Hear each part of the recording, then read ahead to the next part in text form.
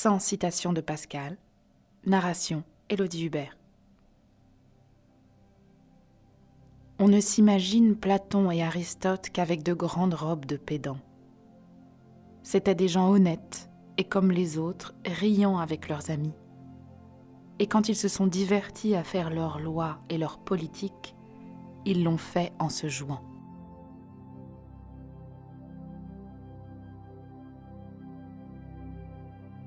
L'homme est un roseau, le plus faible de la nature, mais c'est un roseau pensant. Il ne faut pas que l'univers entier s'arme pour l'écraser. Une vapeur, une goutte d'eau suffit pour le tuer. Mais quand l'univers l'écraserait, l'homme serait encore plus noble que ce qui le tue, puisqu'il sait qu'il meurt. Et l'avantage que l'univers a sur lui, l'univers n'en sait rien.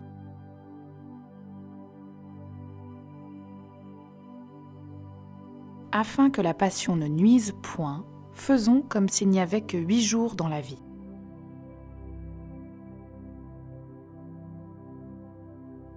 Le temps guérit les douleurs et les querelles. Parce qu'on change, on n'est plus la même personne. Ni l'offensant, ni l'offensé ne sont plus eux-mêmes. C'est comme un peuple qu'on a irrité et qu'on reverrait après 2 générations.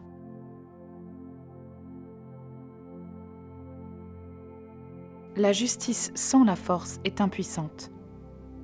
La force sans la justice est tyrannique. Voulez-vous qu'on croie du bien de vous? N'en dites point.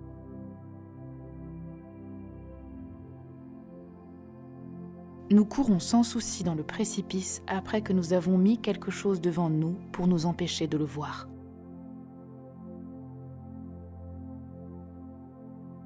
Ce que peut la vertu d'un homme ne doit pas se mesurer par ses efforts, mais par son ordinaire.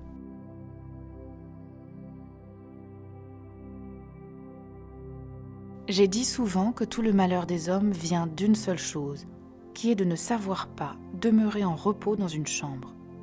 Un homme qui a assez de bien pour vivre, s'il savait demeurer chez soi avec plaisir, n'en sortirait pas pour aller sur la mer ou au siège d'une place.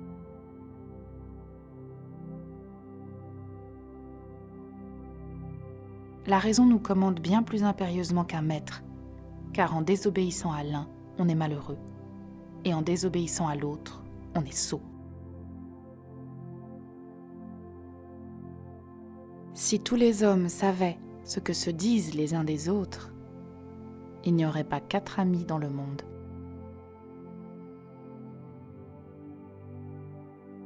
Trop ou trop peu de vin interdit la vérité.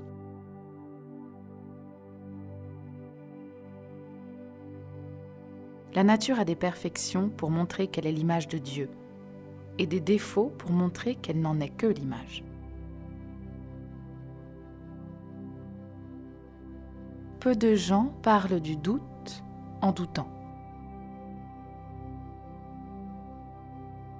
Toutes les bonnes maximes sont dans le monde, on ne manque qu'à les appliquer. Il est bien plus beau de savoir quelque chose de tout que de savoir tout d'une chose. Cette universalité est la plus belle.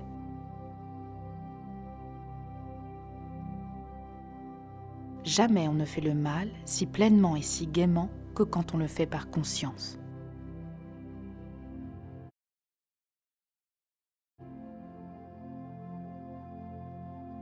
Je n'ai fait cette lettre-ci plus longue que parce que je n'ai pas eu le loisir de la faire plus courte.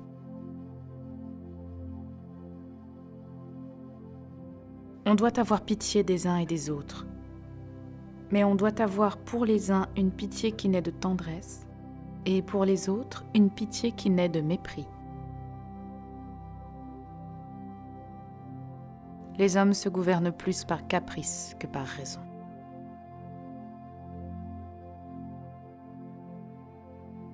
En voyant l'aveuglement et la misère de l'homme, en regardant tout l'univers muet, et l'homme sans lumière, abandonné à lui-même, et comme égaré dans ce recoin de l'univers, sans savoir qui l'y a mis, ce qu'il est venu y faire, ce qu'il deviendra en mourant, incapable de toute connaissance, j'entre en effroi. Comme un homme qu'on aurait porté endormi dans une île déserte et effroyable et qui s'éveillerait sans connaître où il est et sans moyen d'en sortir. D'où vient qu'un boiteux ne nous irrite pas et qu'un esprit boiteux nous irrite? À cause qu'un boiteux reconnaît que nous allons droit et qu'un esprit boiteux dit que c'est nous qui boitons. Rien n'est si insupportable à l'homme que d'être en plein repos, sans passion, sans affaires, sans divertissement, sans application. Il sent alors son néant, son abandon, son insuffisance, sa dépendance, son impuissance, son vide. Incontinent, il sortira du fond de son âme l'ennui, la noirceur, la tristesse, le chagrin, le dépit, le désespoir. Tous les hommes recherchent d'être heureux. C'est le motif de toutes les actions de tous les hommes, jusqu'à ceux qui vont se pendre. C'est sans doute un mal que d'être plein de défauts, mais c'est encore un plus grand mal que d'en être plein et de ne les vouloir pas reconnaître, puisque c'est y ajouter encore celui d'une illusion volontaire. Que chacun examine ses pensées. Il les trouvera toutes occupées au passé ou à l'avenir. Nous ne pensons presque point au présent, et si nous y pensons, ce n'est que pour en prendre la lumière et pour disposer de l'avenir. Le présent n'est jamais notre fin. Le passé et le présent sont nos moyens, le seul avenir est notre fin. Ainsi nous ne vivons jamais. Nous nous espérons de vivre, et nous disposant toujours à être heureux, il est inévitable que nous ne le soyons jamais.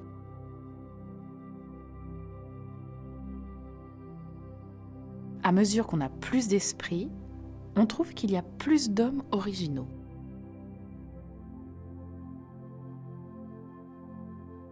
Celui qui aime quelqu'un à cause de sa beauté, l'aime-t-il? Non, car la petite vérole qui tuera la beauté sans tuer la personne fera qu'il ne l'aimera plus. Et si on m'aime pour mon jugement, pour ma mémoire, m'aime-t-on moi? Non, car je puis perdre ces qualités sans me perdre moi-même. Où est donc ce moi, s'il n'est ni dans le corps ni dans l'âme? Et comment aimer le corps ou l'âme, sinon pour ses qualités, qui ne sont point ce qui fait le moi, puisqu'elles sont périssables? Car aimerait-on la substance de l'âme d'une personne abstraitement et quelques qualités qui y fussent? Cela ne se peut et ce serait injuste. On n'aime donc jamais personne, mais seulement des qualités.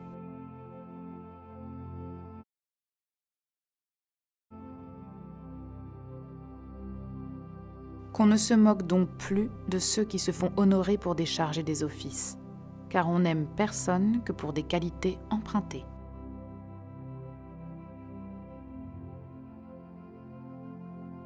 Je ne sais qui m'a mis au monde, ni ce que c'est que le monde, ni que moi-même. Je suis dans une ignorance terrible de toutes choses. Je ne sais ce que c'est que mon corps, que mes sens, que mon âme. Et cette partie même de moi qui pense ce que je dis et qui fait réflexion sur tout et sur elle-même ne se connaît non plus que le reste. Je vois ces effroyables espaces de l'univers qui m'enferment et je me trouve attachée à un coin de cette vaste étendue sans savoir pourquoi je suis plutôt placée en ce lieu qu'en un autre, ni pourquoi ce peu de temps qui m'est donné à vivre m'est assigné à ce point plutôt qu'à un autre de toute l'éternité qui m'a précédée et de toute celle qui me suit. Je ne vois que des infirmités de toutes parts qui m'engloutissent comme un atome et comme une ombre qui ne dure qu'un instant sans retour. Tout ce que je connais, c'est que je dois bientôt mourir. Mais ce que j'ignore le plus, c'est cette mort même que je saurais éviter.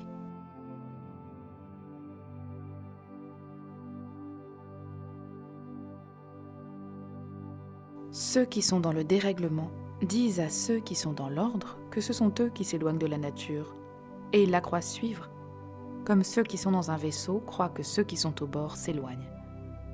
Le langage est pareil de tous côtés. Il faut avoir un point fixe pour en juger. Le port règle ceux qui sont dans un vaisseau. Mais où trouvons-nous ce point dans la morale ?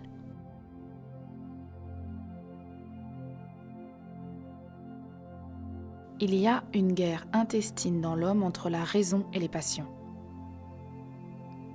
Il pourrait jouir de quelque paix s'il n'avait que la raison sans passion, ou s'il n'avait que les passions sans raison.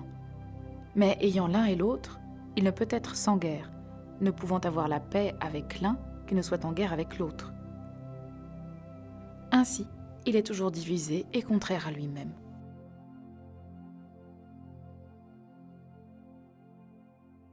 Qu'est-ce, à votre avis, d'être un grand seigneur ? C'est être maître de plusieurs objets de la concupiscence des hommes, et ainsi pouvoir satisfaire aux besoins et aux désirs de plusieurs. Ce sont ces besoins et ces désirs qui les attirent auprès de vous, et qui font qu'ils se soumettent à vous. Sans cela, ils ne vous regarderaient pas seulement, mais ils espèrent, par ces services et ces déférences qu'ils vous rendent, obtenir de vous quelque part de ces biens qu'ils désirent et dont ils voient que vous disposez.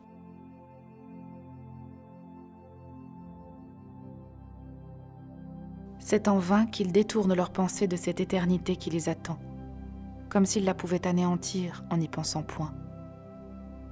Elle subsiste malgré eux, elle s'avance, et la mort qui la doit ouvrir les mettra infailliblement dans peu de temps dans l'horrible nécessité d'être éternellement ou anéantis ou malheureux.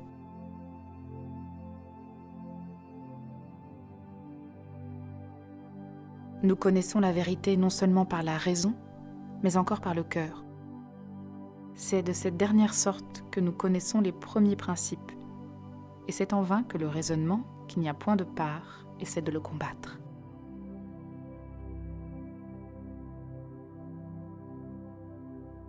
Les hommes sont si nécessairement fous que ce serait être fou par un autre tour de folie de n'être pas fou.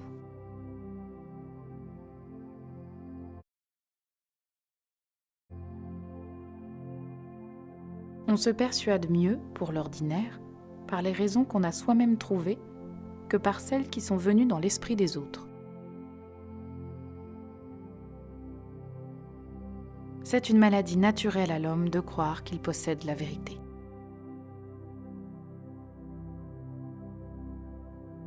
La vie de l'homme est misérablement courte.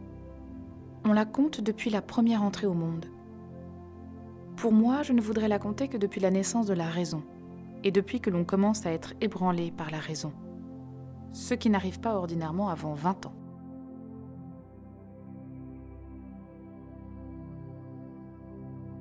Nous souhaitons la vérité et ne trouvons en nous qu'incertitude. Nous cherchons le bonheur et ne trouvons que misère et mort.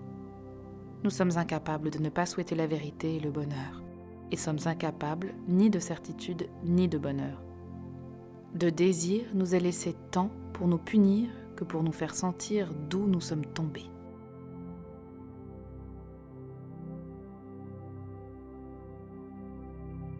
Et combien un avocat payé par avance trouve plus juste la cause qu'il défend.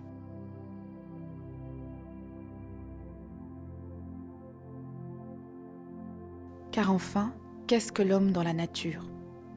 Un néant à l'égard de l'infini, un tout à l'égard du néant, un milieu entre rien et tout, infiniment éloigné de comprendre les extrêmes. La fin des choses et leurs principes sont pour lui invinciblement cachés dans un secret impénétrable, également incapable de voir le néant d'où il est tiré et l'infini où il est englouti.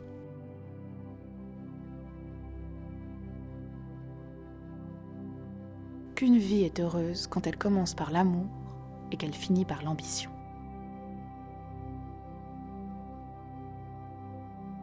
Deux visages semblables, dont aucun ne fait rire en particulier, font rire ensemble par leur ressemblance.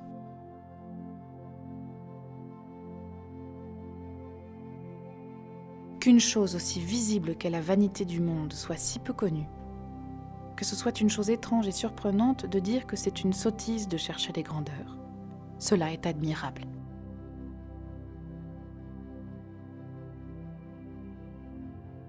L'homme est ainsi fait qu'à force de lui dire qu'il est un sot, il le croit.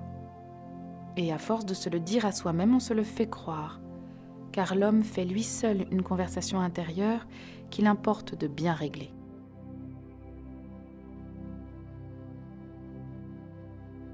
Les hommes prennent souvent leur imagination pour leur cœur.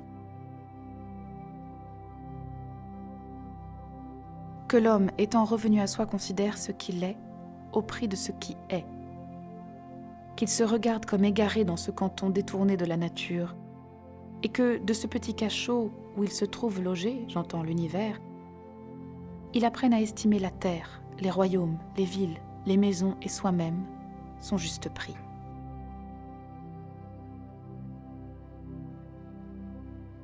Il y a certaines gens qui, pour faire voir qu'on a tort de ne pas les estimer, ne manquent pas d'alléguer l'exemple de personnes de qualité qui font cas d'eux. Je voudrais leur répondre. Montrez-nous le mérite par où vous avez attiré l'estime de ces personnes-là, et nous vous estimerons de même.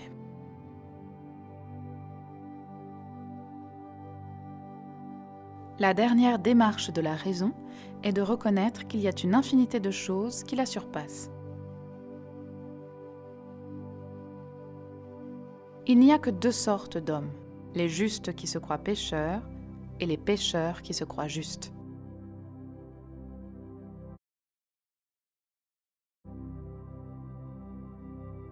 Les deux sources de nos péchés sont l'orgueil et la paresse. L'homme est si présomptueux qu'il voudrait être connu de toute la terre, et même des gens qui viendront quand il ne sera plus de... Nous espérons que vous avez apprécié cet aperçu. Pour continuer à écouter ce livre audio sur Google Play Livres, utilisez le lien dans la description de la vidéo.